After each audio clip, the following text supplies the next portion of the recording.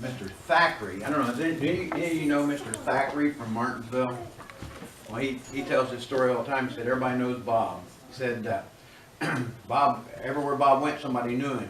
And so as they're traveling around, he said he'd get out of the car, and as soon as somebody saw Bob, they'd say, Bob, how are you? And everywhere he went.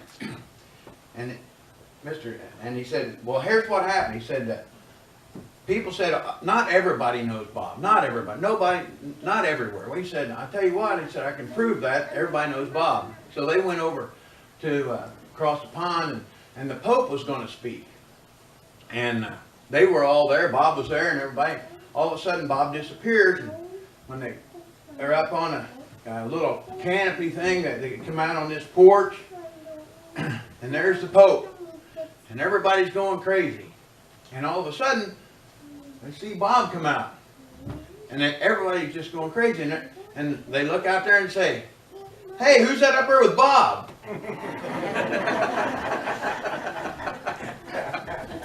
Well, so there was a little girl in science class.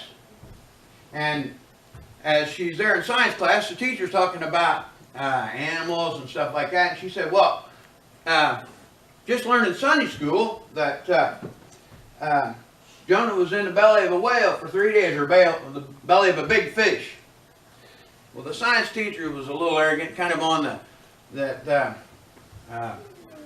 side of evolution and he said, I've studied all these animals, I've studied this, and there's no way possible that a man can be swallowed by a big fish. It's not possible. The little girl said, just about as arrogant as the teacher, she said, well, I learned it in Sunday school and it's true. Jonah was in the belly of a big fish for 3 days. Oh, the teacher, just a little more arrogant, said, well, what if you get to heaven? Because she said, when I get to heaven, I'm going to ask Jonah about that. The teacher said, well, I want to tell you this. What if you get to heaven and Jonah ain't there? She said, well, you can ask him. If you would, turn to Jonah, the book of Jonah. Continuing on with our animals series, first we talked about camels, then we got sheep, now we're talking about the big fish. Jonah's a pretty short book, just 4 chapters, and really you can't start with one chapter without going through all the chapters. So in the first chapter, we hear about Jonah, and Jonah knew God. Well, when you know somebody, you're pretty good friends with them, and Jonah was, because Jonah was waiting there, and God came to him and said, hey, Jonah, I need you to go to Nineveh. Well, I don't want to go to Nineveh, basically what he said. God said, I need you to go to Nineveh because their evil ways have come to my attention, and I want somebody to go and preach a message to them. So, we'll just start here in chapter 1. The word of the Lord came to Jonah, son of Amittai. Go to the great city of Nineveh and preach against it, because its wickedness has come up before me. Jonah ran away from the Lord. Is that going to work? Probably not. Jonah ran away from the Lord and he headed for Tarshish. He went down to Joppa, where he found a ship and bound for that port. And after paying the fare, he went aboard and sailed for Tarshish to flee the Lord. Well, that's probably not a good move. But now, since he had chosen not to obey God, and God's in control of everything anyway, we know that. We don't always believe that God's in control. So let's read on. The Lord sent a great wind. Such a violent storm arose that the ship was threatened to break up. All the sailors were afraid, and each one cried out to his small g God. Small g God. It doesn't say that in your book, but if you look in your text, it is a small g. This storm was so violent that they threw the cargo into the sea to lighten the ship. But Jonah had gone down to take a nap. It says he went down below deck, where he laid down, and he fell into a deep sleep. Now the water's pretty rough. Here's exactly what it says about the water if we'll go over to Psalms 107, let me see here exactly where it needs to be. This is what it says in verse 23. In Psalms 107, verse 23, talking about the sea and how rough it was. Others went out to sea in ships. They were merchants on the mighty water. Now, the ocean's a big body of water, and it's deep. Listen to how this is described. The Lord, they saw the work of the Lord, His wonderful deeds in the deep. For He spoke and stirred up the tempest, and lifted the waves high. They mounted up as high as the heavens, and went down as low as the depths. Can you imagine riding in a ship like that? My wife and I have always thought about going on a cruise, but we're a little leery. Number one, there's way too many people on one boat. And number two, I don't know if I could stand the seasickness of that. In their peril, their courage melted. They reeled and staggered like drunk men, and I imagine that's exactly how I would be if I was on that ship. Jonah went down and below and went to sleep on a ship that's first up here and then down here. First up here and then down here.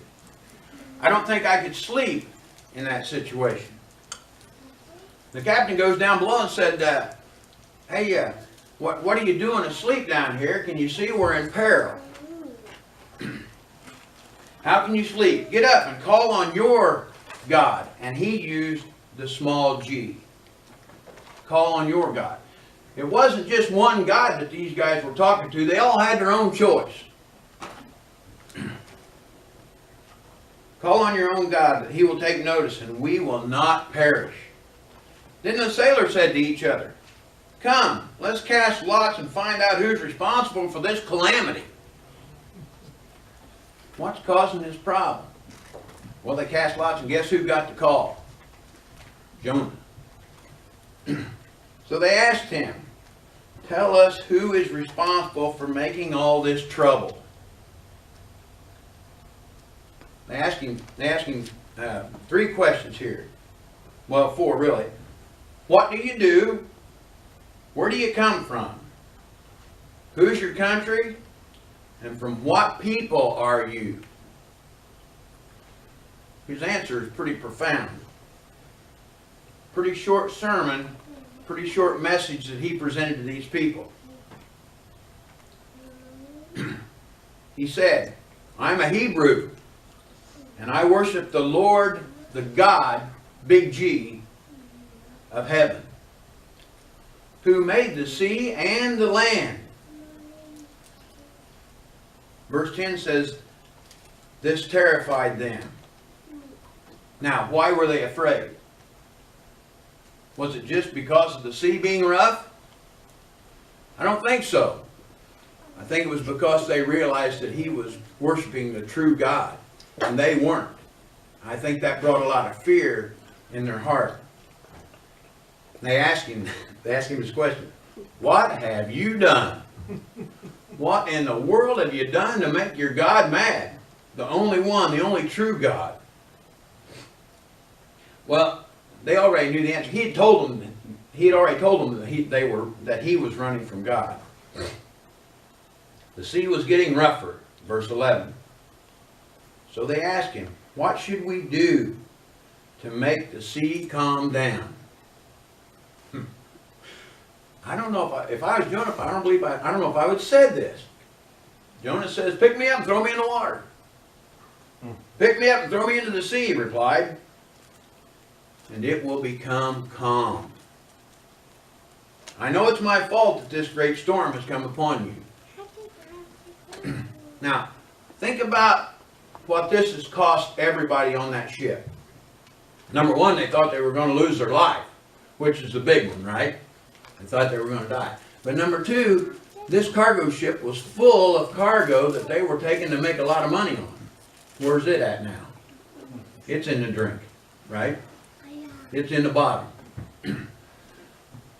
Number three, they found out that their gods weren't so good.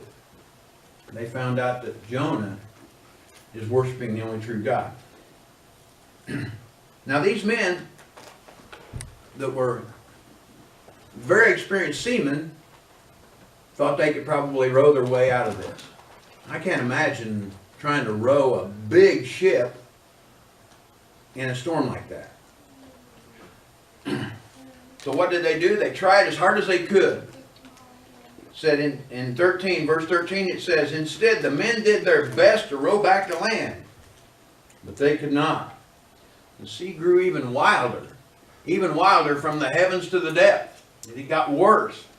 I don't know how it could have gotten any worse. Then they cried out to the Lord. And I think they're believing more and more that he truly was worshiping the true God. This is what they did.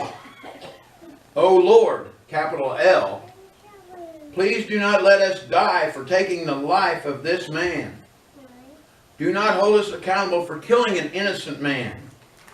For you, O Lord, capital L, have done as you have pleased. Then they took Jonah and they threw him overboard. I would have done that probably a little earlier if I took his word for it. What happened? The raging sea became calm. At this, the men greatly feared the Lord. And they offered a sacrifice to the Lord and made a vow to him. Now, what sermon did Jonah preach to convert those people? What did he have to say? Did he stand up before them and on the deck and preach a good message? No, he didn't. He said a very short truth. I worship the real God, the God that made the earth and the sea, the land and the sea. Well, let's talk about the rest of it. It's kind of a neat story. My wife said this is the first sermon I ever preached out of Mount Pleasant, and I told you that 30-minute sermon lasted 8.2 minutes. I was about 17, 18 at the time.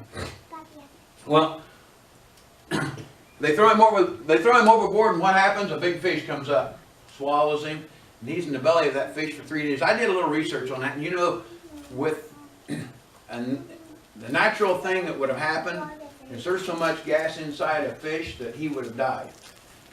There's a miracle right there that Jonah didn't die in the belly of the fish. Because, like I said, the acid and the gas from digesting everything would probably take. So that didn't happen. So when Jonah gets in the belly of the whale, what's he do? Or the belly of the fish. I won't say it's a whale, I'll say it's a fish because I don't really. When I looked it up, the picture that came up was a picture of a bass. Any fisherman would have been glad to have mounted on the side of his garage, you know. It was a big one. Jonah got in the belly of the fish and he started praying to God. He started praying to the Lord. And he said a very lengthy prayer. He said, when my life was ebbing away, in verse 7, I remembered you, Lord, and my prayer rose to you, to your holy temple. Those who claim to worship idols forfeit the grace that could be theirs. He sang a song of thanksgiving. I will sacrifice to you. What I have vowed, I will make good. Salvation will come from the Lord. Verse 10 of chapter 2 is not a very pleasant picture. Verse 10 says, the Lord commanded the fish to vomit Jonah out of dry land. Every translation you look at says vomit. How many of us like to do that? It's just all bad. You know, we could go into that. But when Jonah came out of this fish, I don't think he probably came out sparkling clean. We're not sparkling clean either, are we? Well, in chapter 3, it goes on to say that the word of the Lord came to Jonah a second time. He had a second chance, didn't he? To do what the Lord had asked him to do. You know what? Jonah didn't want to go to Nineveh. Why didn't he want to go? Do you realize those people weren't very nice? They lined the streets with people on poles. They would impale people and line them up along the road coming into Nineveh. Now that's not a very friendly community. I don't think that I would enjoy going there either. They did that to the people of Jonah's race, a Hebrew, okay? So it would have put a little fear in you to think you had to go. But Jonah obeyed the word of the Lord and went into Nineveh. On the first day, this is the message that Jonah preached. This is the stand up in front of the church at the pulpit and preach this message. This is what he said. 40 more days and Nineveh will be overturned. Then he left. And when he left, he was hoping that those folks would go straight to H-E double hockey sticks. He wasn't excited about them being saved. He didn't like these people. They were mean people. He really did not want these people to be saved. The Ninevites believed God. When news reached the king of Nineveh, he rose from his throne and he took off his robe, covered himself in sackcloth. Anybody know what sackcloth is? I've never had a sackcloth pair of breeches or anything else, but I don't think it's very comfortable. They said it's a rough, coarse, irritating, just a very uncomfortable garment. So he covered himself with sackcloth and he sat down in dust. That doesn't sound like much fun either. Tell you a little story. We were at Camp Ileana one time, and we had a sermon coming up that evening. But before we did, I tell you what they did. They mixed up cornmeal. Oh, they had lots of cornmeal. I mean, a big tub. We had a cornmeal fight. I mean, I had cornmeal in my ears. When I had hair, it was in it. I had cornmeal all over. We were all over my arms. People would come up and just smack you with cornmeal. After we got done, they had us come over and sit around the campfire. And they preached a message to us. And as they preached that message, guess what happened to that cornmeal? It started to set up. And it itched. And we were scratching. But we had to sit there. That was probably almost as uncomfortable as the sackcloth. What that represented was life is really a lot of fun. But the sin has a tendency to build up on you. And you can't really get much relief from it. Except through one person. Okay, moving along. The king issued a proclamation to all of Nineveh. What did he tell them? He said, we are going to do this. Do not let any man, any beast, herd or flock taste anything. Do not let them eat or drink. But let man and beast be covered with sackcloth. Let everybody call urgently, not just maybe a little bit, urgently, call on God, capital G. Let them give up their evil ways and their violence. Who knows? Who knows? Maybe God will relent with compassion and turn from his fury, anger, so that we will not perish. Guess what? When God saw that they had done that, they turned from their evil ways, he had compassion and did not bring upon them the destruction that he had threatened. What an amazing thing. All because of the powerful sermon that Jonah preached. 40 more days and Nineveh will be turned. 40 more days and Nineveh will be destroyed. That's all he said. Was Jonah happy that these people repented? Chapter 4, verse 1 says this. But Jonah was greatly displeased and became angry. He prayed to the Lord, "O Lord, this is not what I said when I went when I was still at home. That is why I was so quick to flee to Tarshish. I knew that you are a gracious and compassionate God. He knew that God might. He wasn't sure, but he thought God would forgive these people. And he didn't like them. Slow to anger and abounding in love. God who relents from sending calamity. Now, O Lord, take my life. He was so discouraged with what had happened. Take my life, for it is better for me to die than to live. Well, God didn't do that either, did he? So Jonah went out, left Nineveh, and went out and sat on a hill east of the city. There he made himself a shelter so to shade him from the hot sun. He wanted to see what was going to happen to the city. He really hoped that maybe God would go ahead and destroy this city. What did God do for Jonah? The Lord God provided a vine, made it grow up, to give Jonah shade for his head. It was a big vine, just grew up all of a sudden. And there it was, to give him shade and ease his discomfort. And Jonah was very happy with the vine. What happened next? The next day at dawn, God provided a worm, which chewed the vine, and so it withered. When the sun rose, God provided a scorching east wind. So not only did the plant get destroyed, but then a very hot east wind came and blew upon the land. Jonah was upset about this too. What did God tell Jonah? Did you have the right to be angry about the vine? I do, he said. I'm angry enough to die. But God said, the Lord, capital L, you've been concerned about this vine, though you did nothing to tend it or to make it grow. It sprang up overnight and it died overnight. He goes on to explain about Nineveh.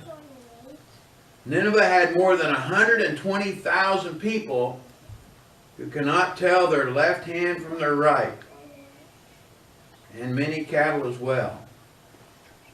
Should we not be concerned about the great city? That's all we know about Jonah. But it's a really neat story about how 2 sermons changed a lot of people. The first one, all he had to do was tell him who he was, where he was from, and then he served the Lord God, the true one. And all the people on that ship made a vow to the true and living God. Then he went down to Nineveh, a very short statement, 40 more days and Nineveh will be overturned. And everybody, from the king on down, repented of what they'd been doing. There's some really neat stuff that we can learn. Number one, I guess the question I would ask is, who do we know that we really don't want to know, that we don't want them to know about Jesus? Who's ever done anything to us that we wouldn't want them to know about Jesus? About God, about the true God. And number two,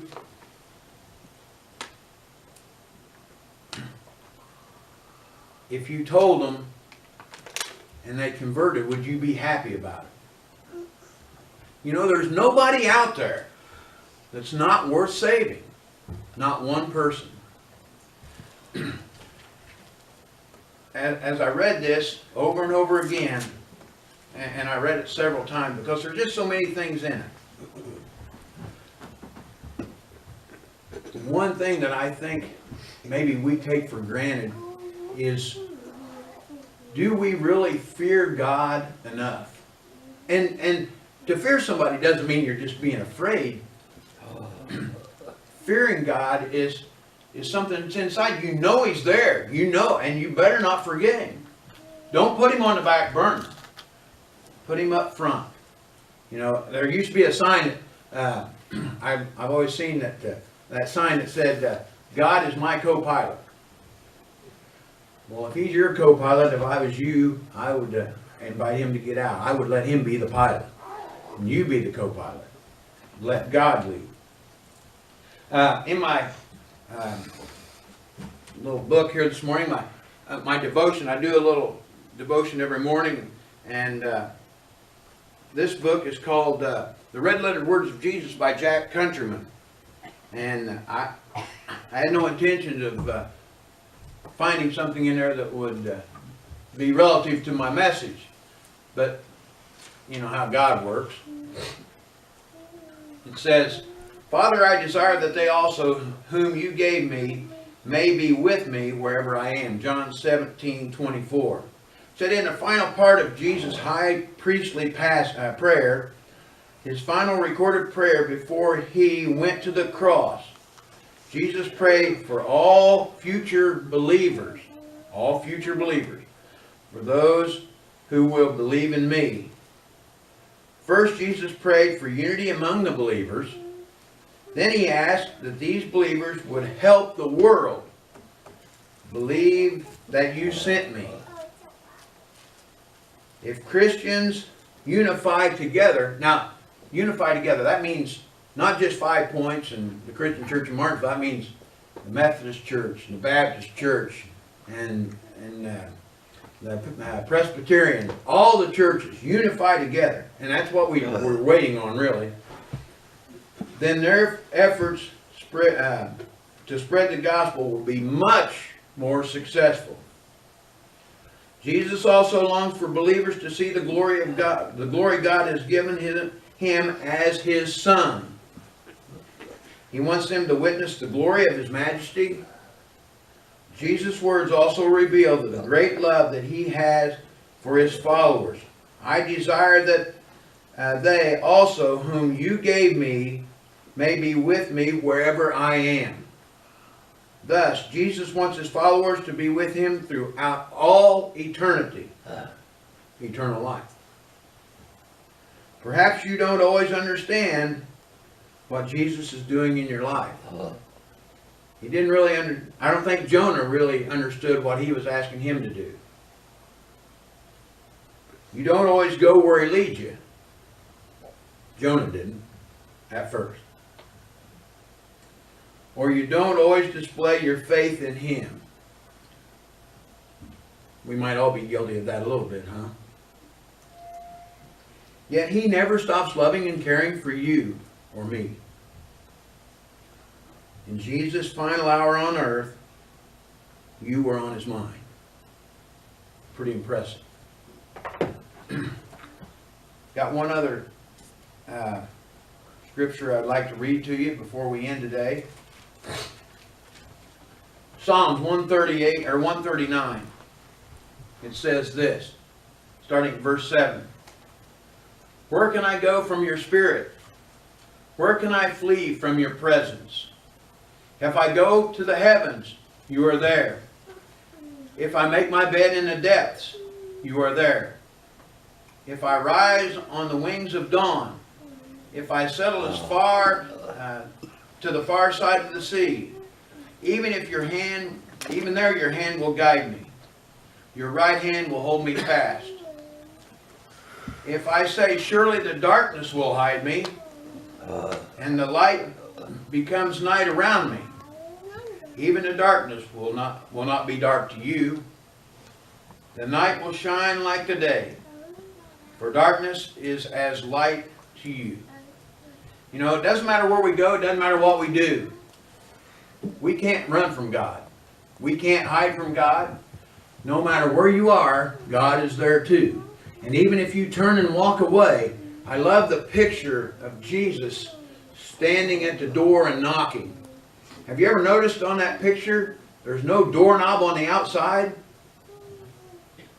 All you got to do is turn and unlock the door, open the door. He's not going to force his way in. He's not going to make you accept.